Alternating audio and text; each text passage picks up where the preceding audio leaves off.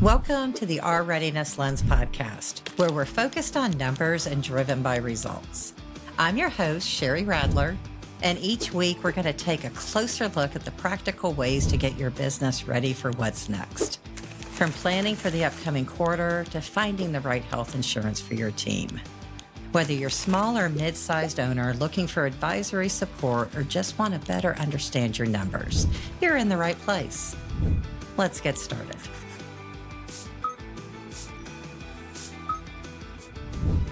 So welcome back to this week's episode of R Readiness Lens. If you've been following along with us so far, we've talked a lot about business risks, business killers, what happens in our business, and we have opened it up to some of the broader conversations.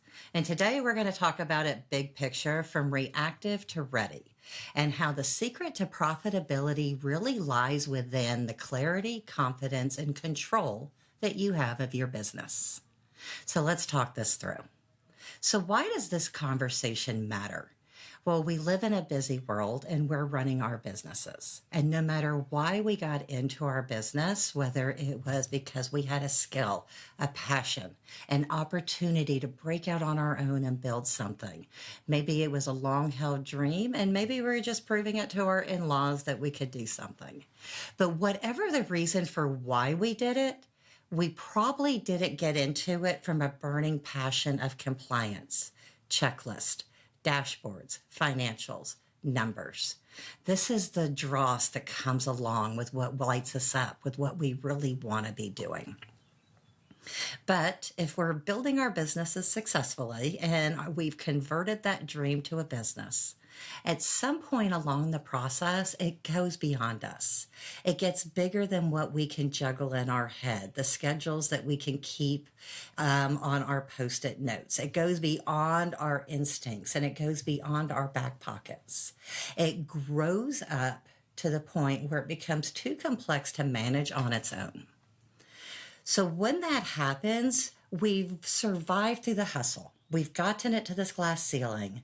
But now we decide to scale this business. We got to get intentional about it. We got to need visibility into what it is. We got to bring people onto our team and give them pieces of our baby to manage for us.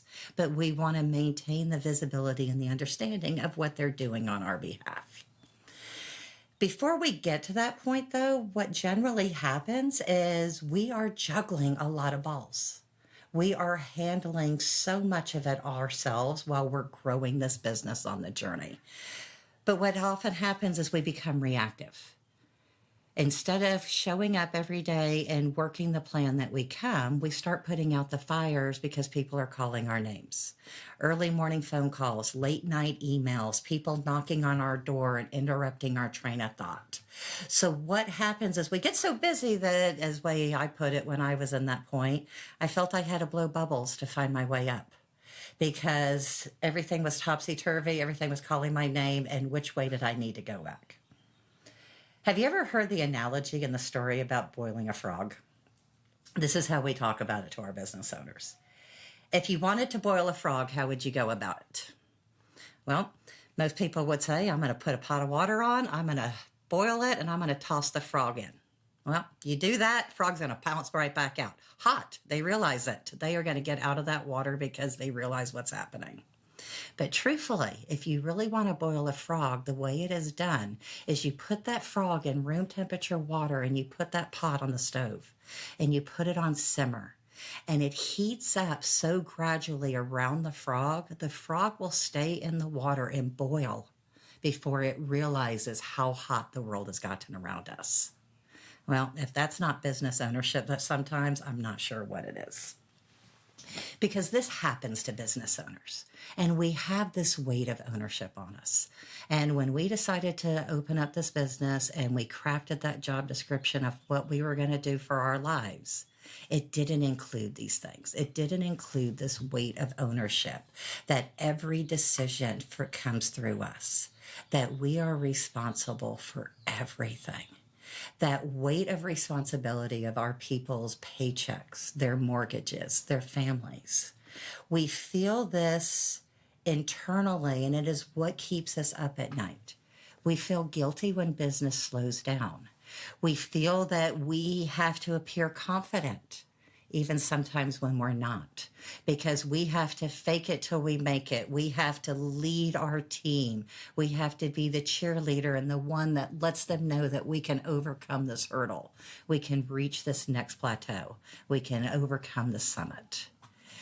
We have this pressure to always have all the answers, and that can get exhausting. And we become emotionally tied to every decision because this is our baby. This is our snowflake. This is the business we have crafted out of our passion, our drives, our dreams. And yes, we're bringing people onto it and we're wanting to do more with it.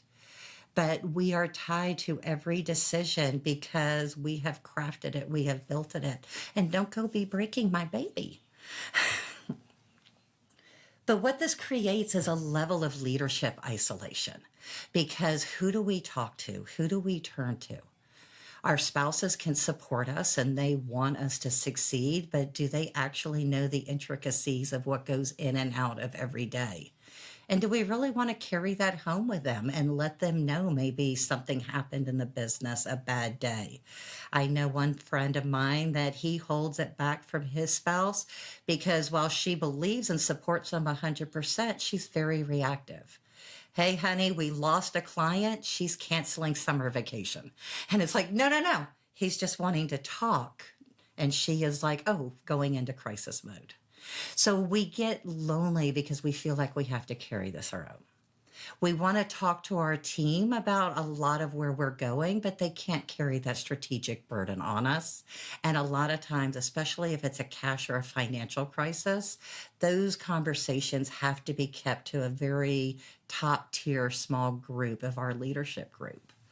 You know, often we just feel we're in this position that we have to protect others from our stress and the stress of what is happening in our business. So we become like this emotional shock absorber. We get the hit and it hits us and we find out what's going on, but we hold it with us.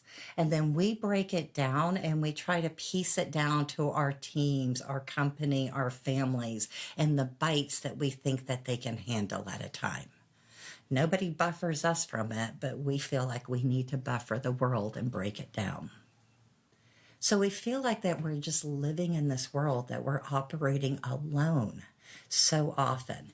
We come out into our community, our chambers, and we don't want to share that information. We want to appear successful. We do it to our families. We do it to our teams. So what does it become? It makes us sit in a room sometimes where there's no one where we feel we can turn to. When we clarify operating alone, this isn't a weakness and it's not an instability. What it means is that we have not found the community and the peers that are at a position to can hear what we're trying to say and resonate it back to us with options, questions, feedbacks, and opportunities versus reactions and taking it in on that emotional shock absorber as a crisis that needs to be addressed type of thing. When we are operating alone, what does it mean to us? Well, it means we're operating without any kind of structured support. Who is our CFO roundtable? Who is our leadership team that we go to? Who are we having these strategic conversations with? These are what I'm looking at. These are what I'm pondering. These are the options available to me. And I just want to talk to someone that has walked the journey, gone through this door, had to face the same decision gate as me, and tell me how you got through it. Tell me what you factored in, what you thought about. Because that lack of that perspective is what we often come missing. You know, as leaders, and especially if we're operating alone, we get a little bit perception blind. We see what we expect to see. We hear what we expect to hear. So we filter information coming into us through that lens. So we really want to make sure we're surrounding ourselves and having these broader conversations with people so that they can bring those contrary opinions or these other options too. The have you thought of or what abouts, because that is how we go from, okay, this is what I think we should be doing, to a perception of, okay, well, factoring in everything, this is where we probably should go. Ownership, loneliness, decision fatigue, these are real things. I mean, there are surveys, there are papers, and this is a struggle so many business owners. I mean, we're in it, guys. We are living in a world where there is probably upwards of 30,000 micro decisions you are making every single day. Hey, boss, what about? Hey, boss, client wants. Someone's knocking on your door asking a question.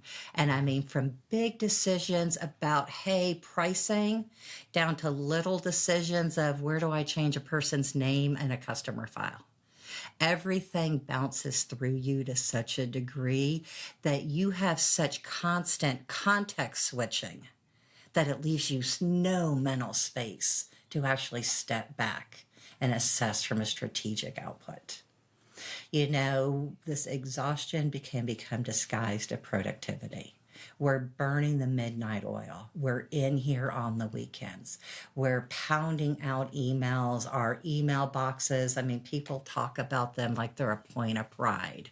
I have a zero inbox and I got 10,000 emails and never deleted one. Whichever camp you're in, if you don't know what's going through your box. So we get so busy running our business that we stop to think about and plan for our business. And this is where creating time and the blocks within your organization is critical of it. So let's start talking about the timing of some of those blocks. Well, weekly. Weekly, we want to make sure we're having a team meeting, a staff meeting, where we are, what's going on, what's on the hopper this week, what went wrong last week that's carrying into this week, what do we need to make sure gets handled this week to set us up for next. Find out what's going on. Ask your team. Monthly. Okay, monthly, we are wrapping up the books. We're wrapping up the month. How did it go? What good? What went wrong? What's up for next month? What's the plan? We had an annual plan that has been broken up into quarterly and monthly guideposts. So are we on target? Are we on plan? Not just the 1st, the 31st, the 15th. It's this February. Where are we at in our 12-month plan on getting things done? This is our monthly check-in against that plan. Quarterly, these are our scorecards and our gateways. We broke down all our plans into these chunks and workables, and how are they going? Are we ready to go to the next phase, the next stage? Has it grown? Where are we going? If you looked at your 3-month, your quarter, our scorecards, red, green, yellow, are we moving forward? Where are our trends, our variances? Are we stopping and looking at these and having conversations about it? Because if it's just paper and you're not using it, it's not worth it. However, this information is here and it is designed to be used. And then, of course, we go annually. Annually, we want to, how did this last year go? What worked well? What didn't? What's our plan for next year? Let's plot it out. Our budgets for next year, our strategic, our customers, our capital assets, our cash flow, big picture and little. Little, we're running day to day. Big picture, how much are we setting aside to buy that property we want to buy to build our business on in the next 5 years? Macro, micro, guys, we got to be working on both sides of this. One of the books I really like is called The 12-Week Year. It is by a guy called Brian Moran and Michael Leninghan, I think. But one of the reasons it really suits accountants, but it breaks down the concept of your big picture, whatever you're trying to do, break it down into 12 weeks, quarterly cycles. Anything can be broken down into bite-sized pieces that you can then measure and hold your way through. The book talks about the concept of when you think big picture, sometimes you never get off because it seems too big to start. And the concept is breaking it down to digestible pieces.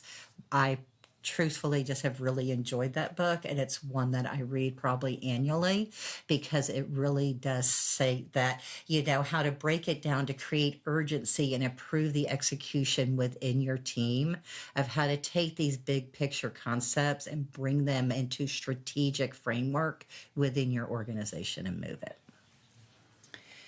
So we're in our organization, and if you've been following us along so far, you know that we talk about the games of chutes and ladders.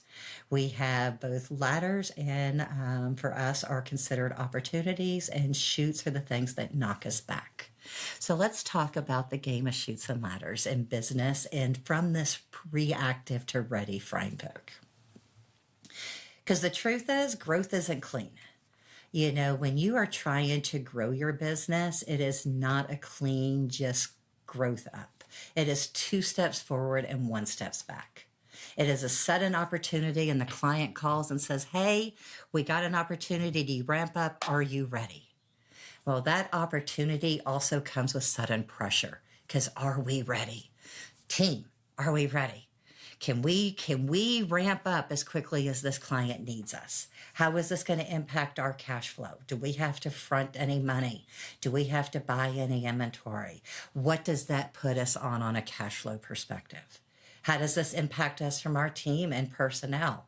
Do we have to hire? Do we have to train? Do we have a learning curve? Are we ready to ramp up, or are we behind on that framework? And all of this puts us down to an operational strain. Because the truth is, once we've said, yes, we're ready, well, now internally, we've told them we're ready. We have to show up. We said we could do it. So now we're putting that pressure and stress on our internal team of make it happen, make our word be good, come through with what we've promised. So growth isn't clean.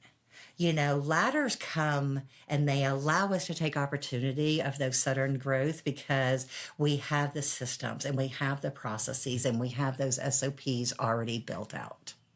And that when that phone call comes, we have that visibility into our world that we're, instead of going, oh, wait a minute, let me find out if we're ready. You're more on a position, go, okay, team, we've been called up. Ready? Everyone know their places? You know your assignments? Let's go.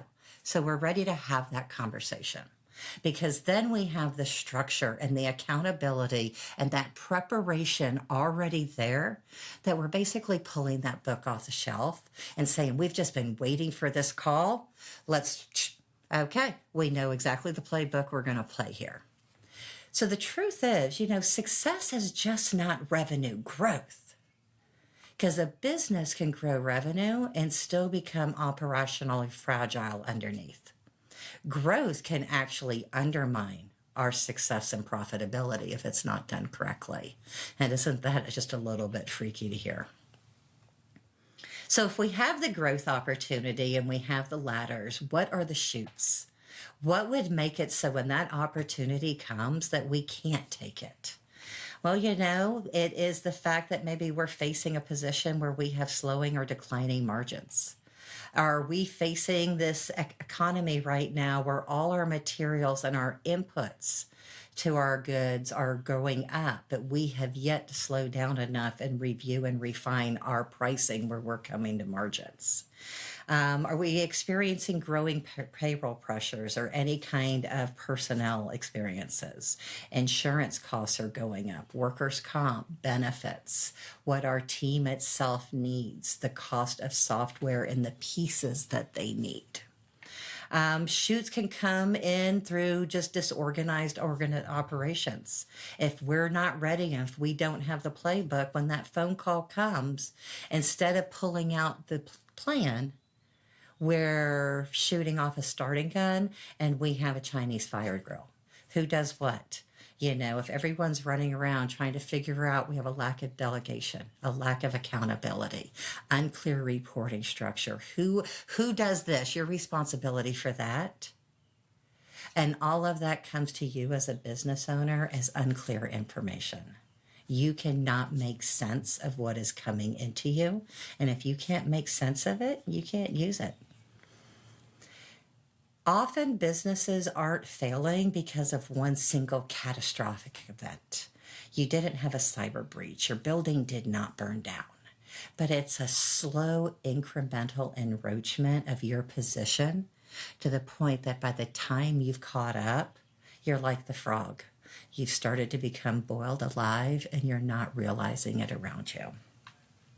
A lot of this is because nobody is stopping long enough to look. Numbers and feelings lie to us. Emotions lie to us. We can work within our organization and feel much of these pressures, but we can talk ourselves through them. Next quarter will be better. We just need to get another client. Don't worry, boss. We're going to have this all figured out soon. We can pep talk ourselves through days and weeks and months of quarters where the truth of our numbers and visibility will not allow us to lie to ourselves. So when I talk about visibility, I'm not saying we're going to obsess over spreadsheets. And I'm not going to send you to for school and say you need to become an operational analyst and memorize the top metrics from KPIs and benchmarks.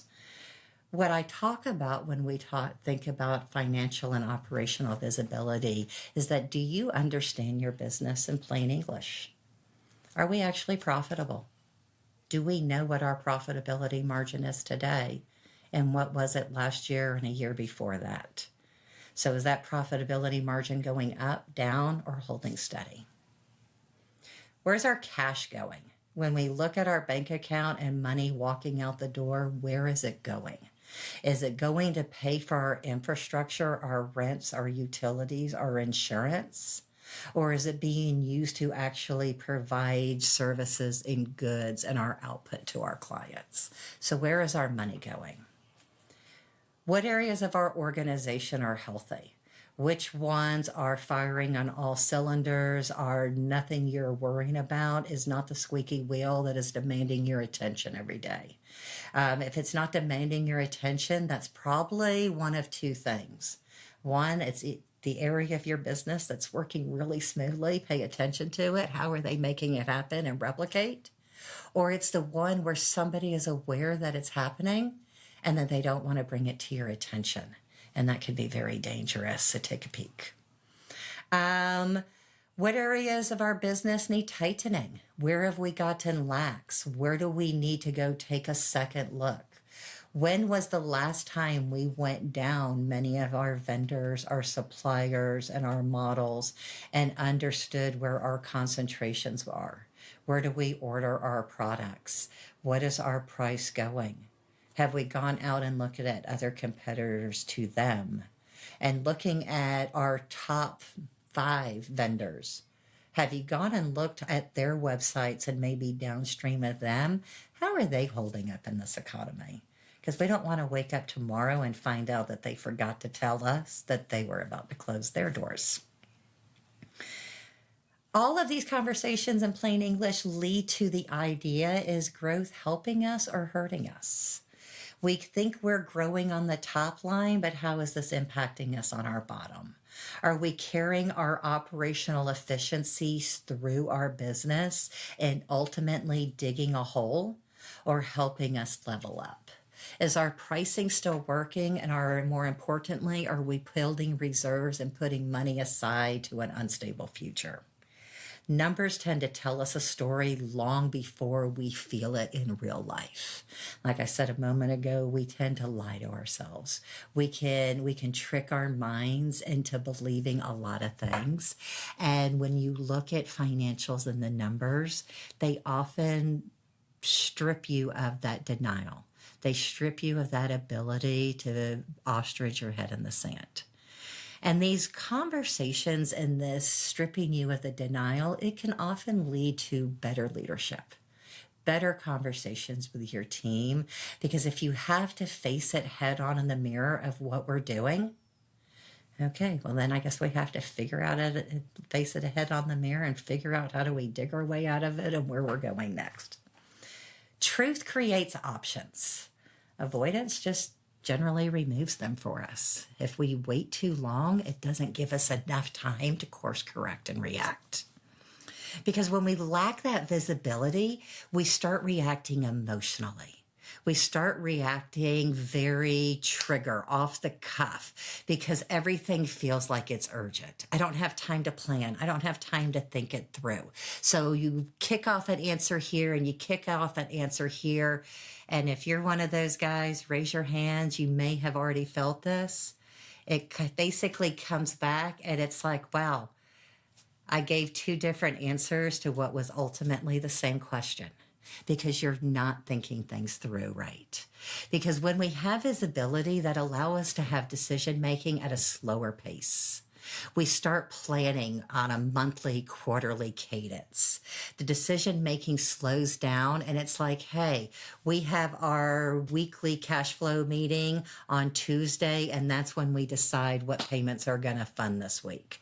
We have the deeper conversations because they improve, because if our team knows what is on the agenda, they come in ready to have these conversations and they bring their own points and talking points to them. And all of these options become clearer because you're not making the decisions and the questions in a vacuum. You're bringing in that broader group of opinions and conversations and viewpoints into the decision-making process. And these are the conversations you're going to start having around the table. Can we afford another employee? Well, that's not just a question. Well, why do we need them? What are they going to bring to us? What do they cost? How long is it going to take them to start earning their way? What are they going to take off someone else's plate and maybe allow that person to pop up and take something else on? So those are questions that start opening up when you're around a table. Can we survive a slow quarter? I don't know. Are we setting monies in a reserve? When do we find out about that slow quarter? Would you rather find out at the beginning of the quarter from your sales team or at the end of the quarter from your accountant? Visibility gives you framework and a feel to work with it. Good decisions tend to come from clarity, not panic. So the monthly conversations allow you to also create accountability within your world. It's reflection to yourself, but it's also as a business owner, especially if we're answerable only to ourselves, how often do we allow ourselves to kick the can down the road? Said I'd do that project this month, but never got done with it. It's June project now. Now it's July. Well, by announcing it and sharing and working with your team, your leadership group, now you're holding yourself accountable to these own outcomes. You're creating an operational awareness at a greater level than maybe you ever were before. And we hope to find a strategic rhythm within our organization and framework. That weekly, monthly, quarterly cadence. What gets asked? Who handles what? Because the biggest value for many of these meetings is simply forcing the conversation. You don't necessarily have to come in with a predefined, this is what we're going to solve. But once you start opening up free speak and free conversation, it's shocking not only how much more questions are within your organization that people aren't bringing to you, but as you start working with them, how much you gain more confidence and maybe delegating and saying, hey, can you take that piece and handle it as part of your workload this week while I handle something else? And you start shuffling the deck and handing these pieces out amongst yourself. Because at the end of the day, what are we doing this for?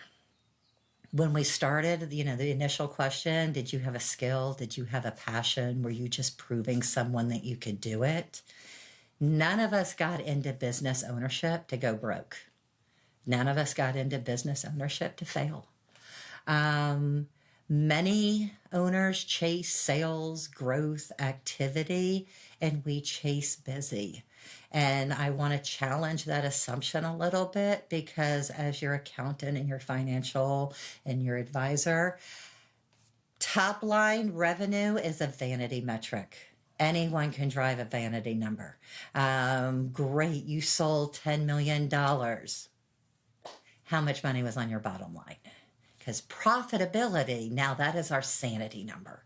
That is how much our business model, our operational model withstood what we said it was going to do. And this is how much we brought in. Now, as your accountant, as your advisor, I am much more interested in that number. But even third, cash flow, because cash is our reality. So if revenue is vanity, profit is sanity, cash is our reality.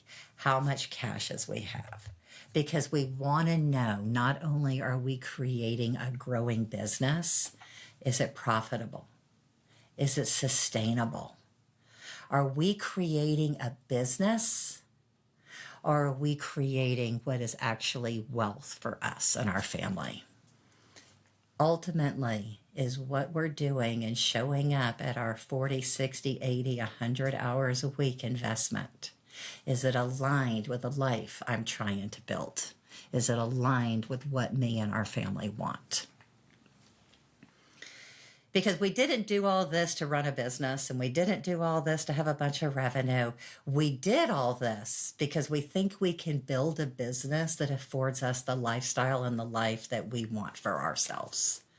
So what does that mean to us? Wealth comes with a lot of metrics. Wealth comes with money. I mean, that's one of the first one. The bottom line comes with money.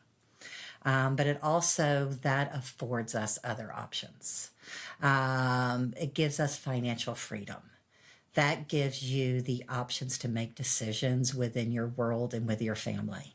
This gives us time, maybe flexibility, and the option to bring our spouse away from their career and either into our business or into something else they wanted to do or to be within the family.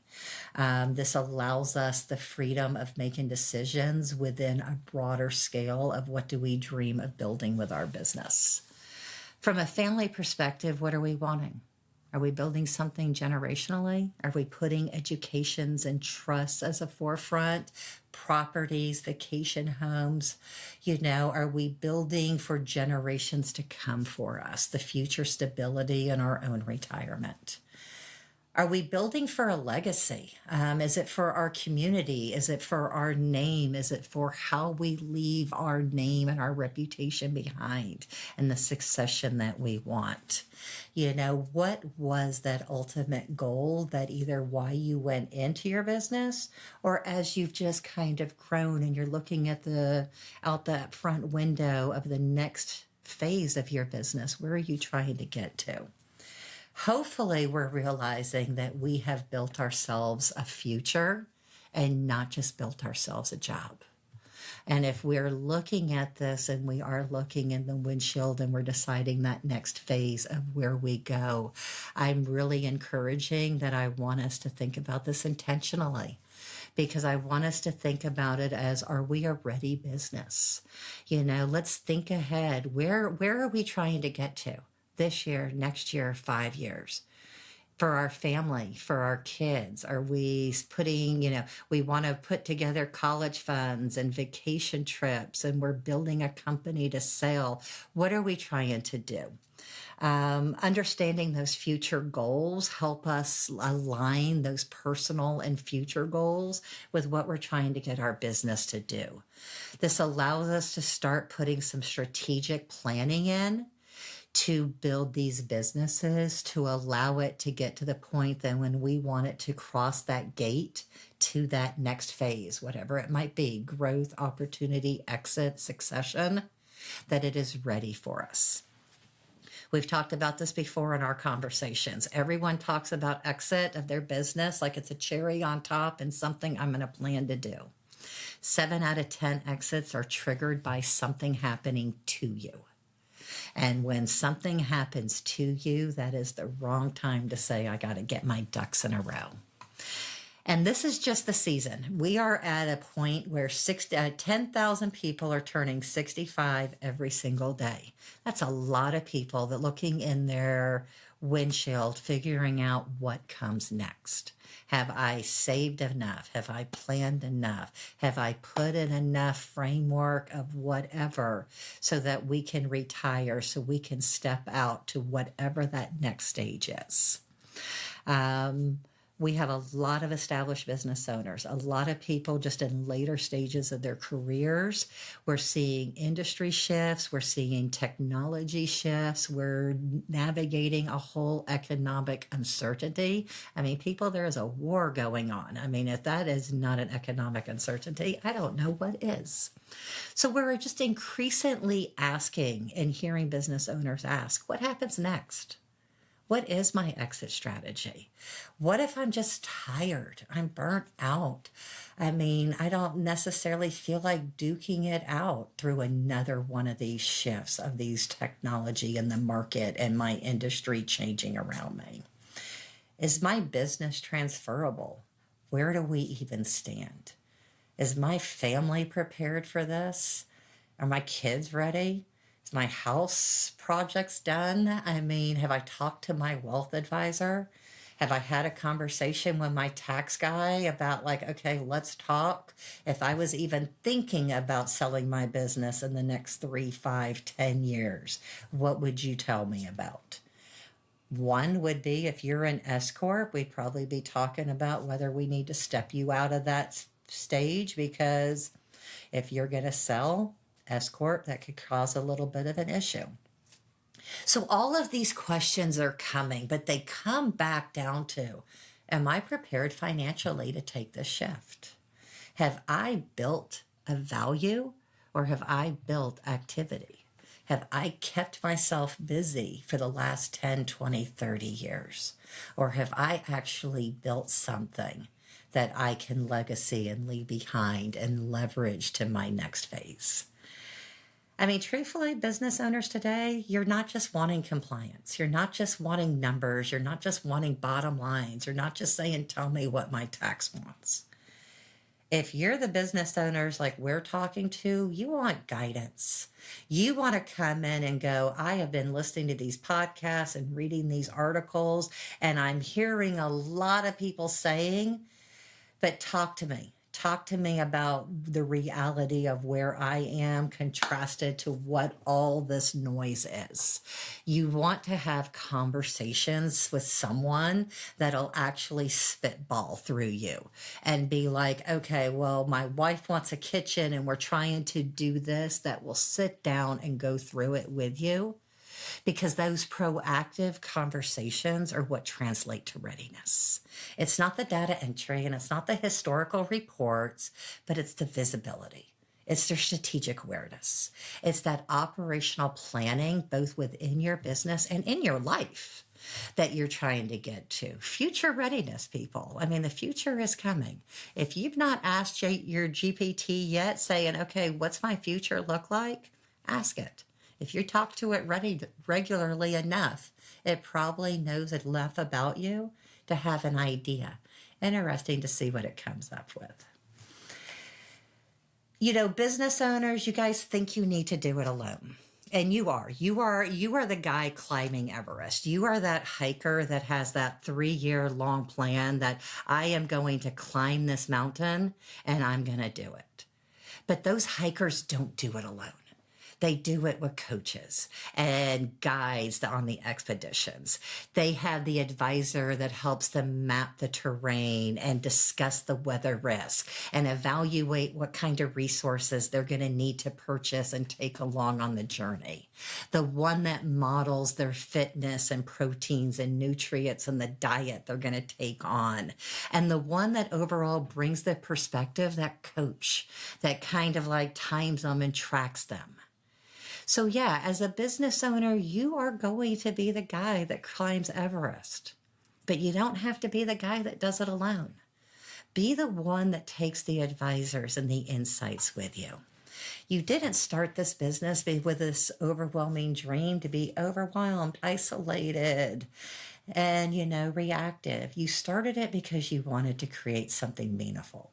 You want freedom, operations, stability, legacy, opportunity.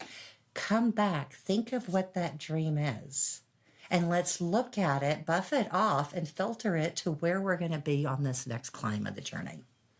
Because clarity really does create confidence, and confidence creates control. And over time, that's what builds a sustainable profitability. So today, one of the biggest themes we talked about was intentional conversations, visibility, and creating that operational rhythm. But once businesses start really creating clarity, the challenges that appear is growth. And that becomes to how do we frame our snowflake? Because you can't keep everything in your head evermore. You have to create the processes. Even more, Main Street businesses, we're created on relationships. We make our relationships with our clients, our customers, and the customization that we offer that, yes, we can do it your way and we can make it look how you want is so often part of our selling proposition. That when I come in and I talk about standardization and SOP customizations, you feel this conflict of how can I say we need all this to scale smart and still offer this personalization that we feel we need to do to offer our special snowflake to our clients. So come back next time because we're going to talk about this, and we're going to talk about how you build and scale with 80% standardization and 20% customization. So come back and we're going to talk about how balancing those two allow us to build a framework within your group to allow yourself to grow within the parameters and then still allow that uniqueness that your clients need. So thanks for joining us today on R Readiness Lens. Click down, take the resource, walk it through. It's a lot of what we talked about today. Hopefully it's going to help you find yourself, ask yourself some questions. Come back next time, R Readiness Lens. Bye.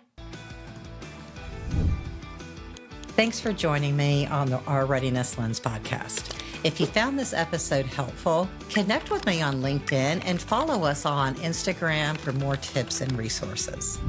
And if you're ready to take your business to the next level, be sure to rate the podcast and subscribe so you never miss the next episode. Until next time, keep your numbers clean and your goals in focus. Best.